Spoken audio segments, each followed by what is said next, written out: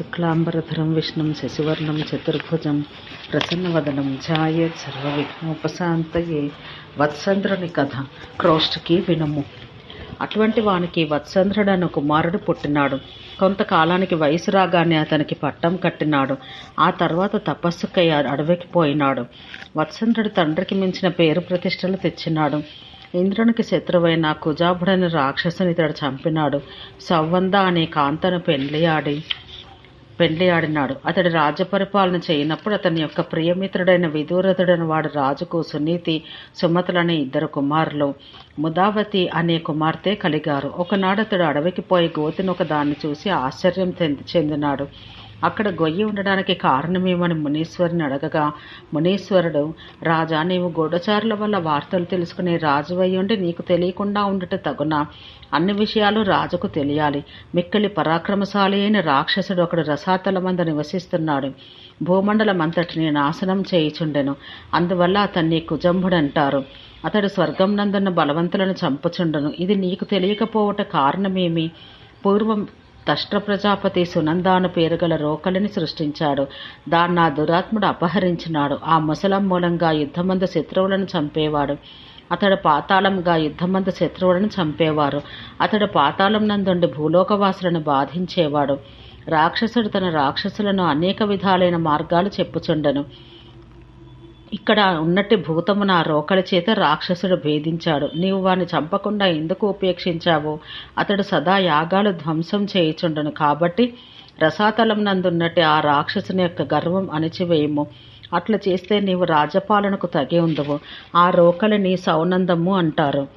నీ పురమునకు సమీపంగా గోయి చేసినాడు కాన నీకు అపకారం కలిగించగలడు.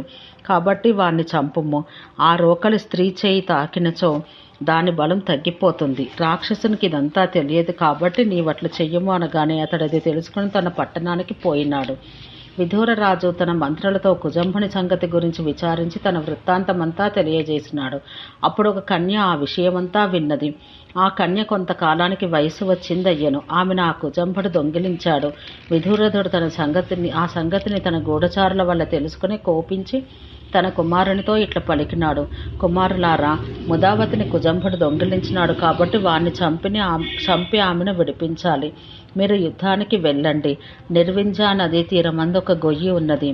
ఆ గోతి మార్గం ద్వారా పాతాళలోకానికి వెళ్ళి వాణ్ణి చంపవలెను అని చెప్పగానే ఆ రాకుమారులు బయలుదేరి కుజంభునితో యుద్ధం చేసిరి. కొంతసేపటికి వారు ఆ రాక్షసుని చేత బంధించబడ్డారు.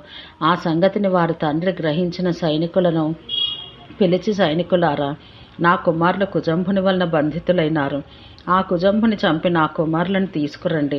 అట్లు తీసుకుని వచ్చిన వారికి ఆ రాక్షసుని చేత అపహరించబడినట్టు కన్యకను ఇచ్చెదను అని చెప్పి తాను మాత్రం ఆ రాక్షసుని జయించలేనని తలచినాడు. అంతటా వత్సంధ్రుడు అని పేరుగల పరాక్రమశాలి రాజుగారి ఎదుటకు వచ్చి ఈ విధంగా పలికినాడు. ఓ రాజా, నేను రసాతలానికి వెళ్ళి రాక్షసుని చంపి నీ కుమారులను తీసుకుని వస్తాను. ముదావతిని కూడా తేగలను అని చెప్పగా రాజువాణ్ణి కౌగిలించుకుని పంపినాడు.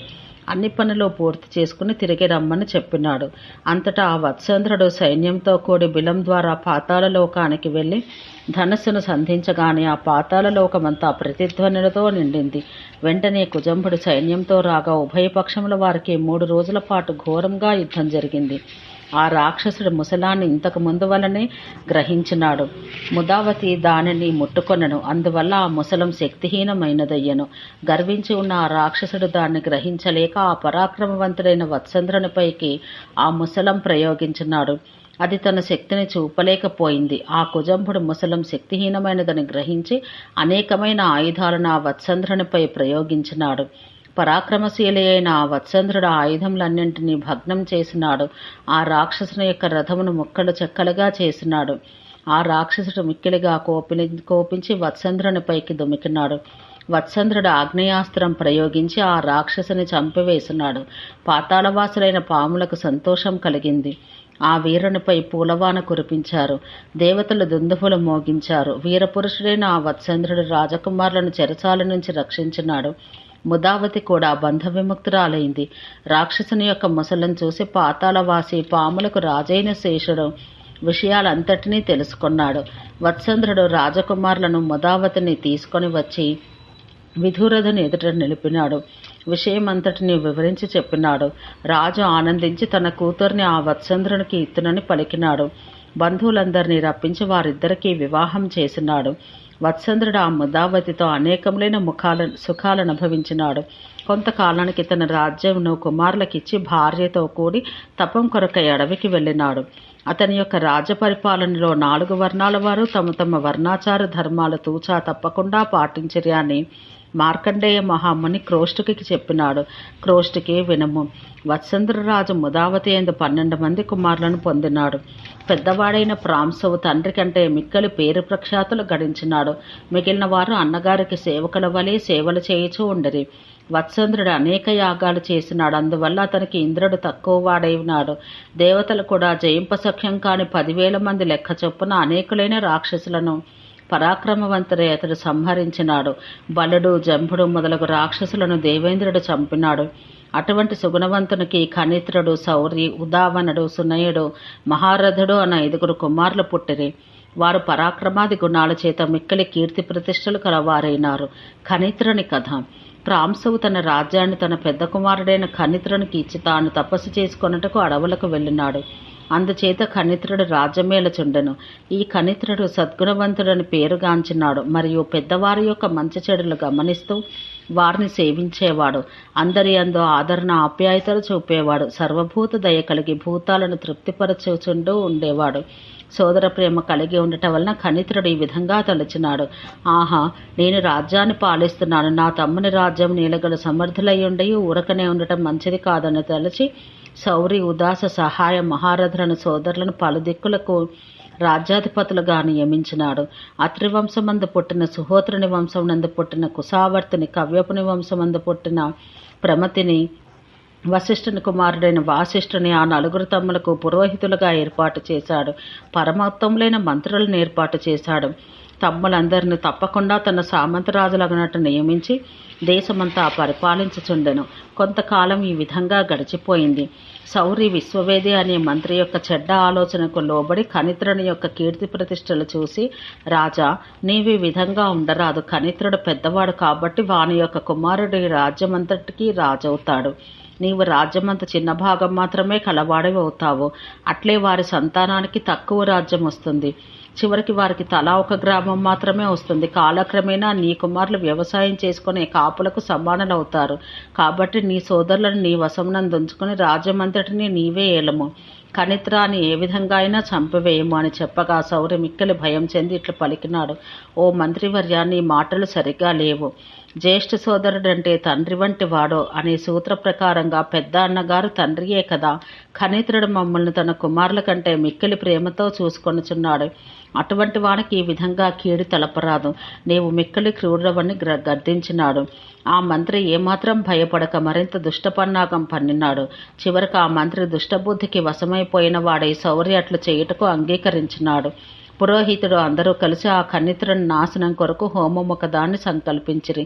ఆ హోమం నుండి ఒక భయంకరమైన ఆకారం గల ఒక శక్తి కనిపించెను.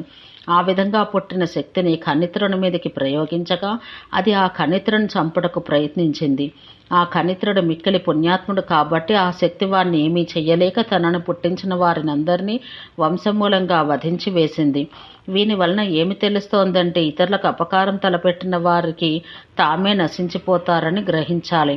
ఖనిత్రుడు ఈ సంగతంతా విని, ఆహా, ఇది చాలా విచిత్రంగా ఉంది. నా సోదరులందరూ మంత్రి పురోహిత బంధువులతో సహా అందరూ మరణించినారు. దీనికి కారణం ఏమిటి అని తెలుస్తూ తక్కిన కారణం గ్రహించలేక ఖనిత్రుడు మిక్కిలి విచారించుచుండెను. అంతటా వశిష్ఠ మహాముని అక్కడికి వచ్చి ఉండగా అతన్ని ఖనిత్రుడు భక్తి ప్రపత్తులతో శ్రద్ధగా పూజించి, తన తమ్ములందరూ ఒకే కాలమందు మరణించిరి. అందుకు కారణం ఏమిటి తెలుపుము అనగా వశిష్ఠ మహర్షి జరిగిన సంగతంతా ఖనిత్రునికి వివరించి చెప్పినాడు.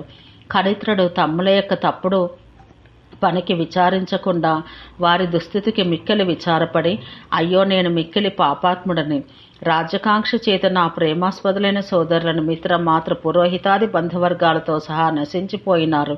నేను ఈ రాజ్యం పరిపాలించినందువల్లే కదా ఇటువంటి కష్టం కలిగిందని ఆలోచించి తనను తాను నిందించుకొంచు రాజ్య పరిపాలన చేయలేక పరిపాలనా భారం తన పెద్ద కుమారుడైన క్షుపుని భుజస్కంధాలపై పెట్టి తన భార్యలతో కూడి అడవులకు పోయి వానప్రస్థాశ్రమవాసిగా తపం చేయదలిచి కొన్ని దినాలకు దేహత్యాగం గావించి పుణ్యలోకాలకు వెళ్ళినాడు. అతని భార్యలు కూడా పుణ్యలోకాలకు వెళ్ళినారని మార్కండేయ మహాముని క్రోష్టుకి చెప్పినాడు. ఓం శాంతి శాంతి శాంతి.